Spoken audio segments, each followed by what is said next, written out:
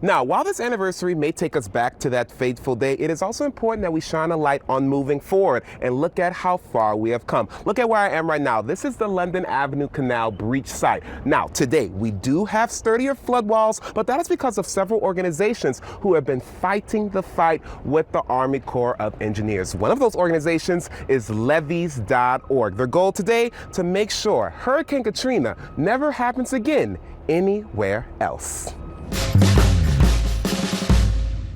The levee breach event during Katrina was not a disaster. It was a catastrophe.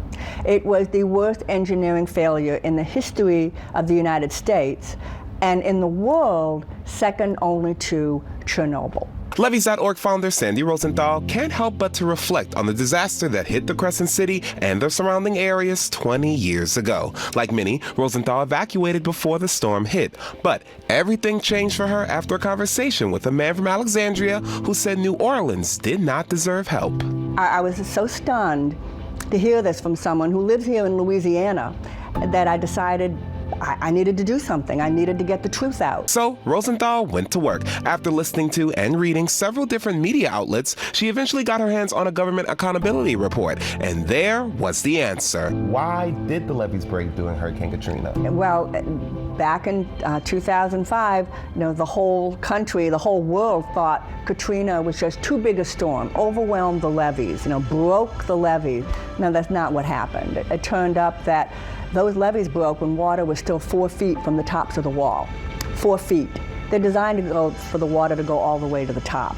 So I decided I had to make it my mission to get the word out, because if we didn't, how are we going to get money to rebuild, to go back to work, to send our kids back to school? With the help of her 15-year-old son at the time, Stanford, levees.org was launched. The goal, get the word out about the failures of the Army Corps of Engineers. What happened was the Army Corps of Engineers was behind schedule in the 1980s, and they were looking for ways to save money. Nothing wrong with that. We all look for ways to save money every day. But they did a test and they didn't do it properly, and they wrongly concluded they only needed to drive steel sheet pilings into the ground 16 feet instead of 46, a 30-foot difference.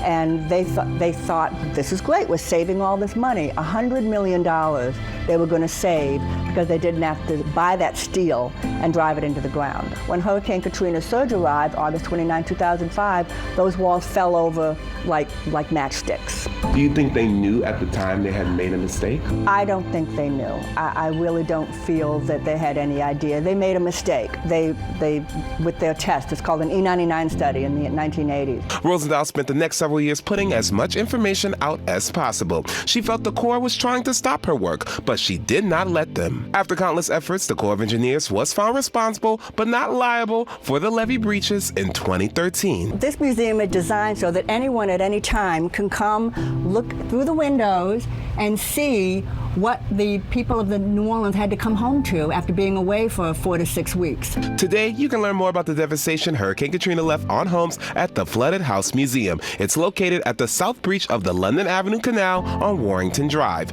We met Sandy there on a different day for a tour. The flood lines on the window are from Katrina. Artists Ken Connor and Aaron Angelo came in and used their techniques to create what actually looks like an actual flooding event. It's really miraculous what artists can do, including the mold.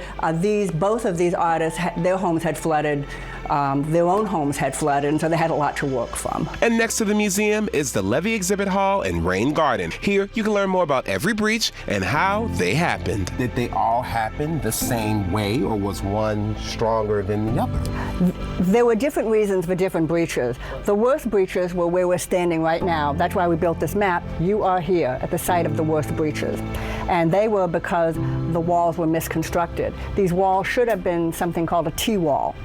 That's what we have now. Right. But when Hurricane Katrina's surge arrived, we had something called an eye wall, and these fell over. In fact, at the London, they fell over on both sides. Do you feel that if another Hurricane Katrina hit, the levees would be able to withstand it? Well, another hurricane did hit, and it was called Hurricane Ida 3 years ago. Hurricane Ida packed a heavy punch on the levees in both winds and water, and it didn't even put a slight dent into this hurricane protection system that we have now. But I maintain that we should have had this system 20 years ago, and this system that we have today comes at the cost of 1,400 lives. To understand the story of Hurricane Katrina can be difficult, so Rosenthal wrote a book titled Words Whispered in Water. What it means is always beware when disaster and mayhem is being blamed on wind and water, because human beings are hiding behind those words. Its 20th anniversary edition is out now with a new cover and a foreword by Jordan Cheriton, who did work with the Flint water crisis. While the levees are stronger today, Rosenthal continues to hold the Corps accountable. She now wants to focus on engineer education. Her goal is to get every engineering student to receive instruction on failures and what caused them. Right now, it's not standard procedure. And on top of that, she hopes to continue to share the real story of what happened during Hurricane Katrina. To people outside of the city and from all over the world, they look at it and think of it as a tour of woe.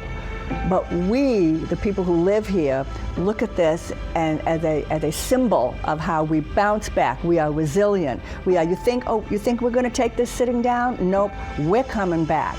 Despite what we had to live and see and go through, we came back and we did. Good luck to Sandy in all her efforts. If you want more information about her organization, log on to levees.org.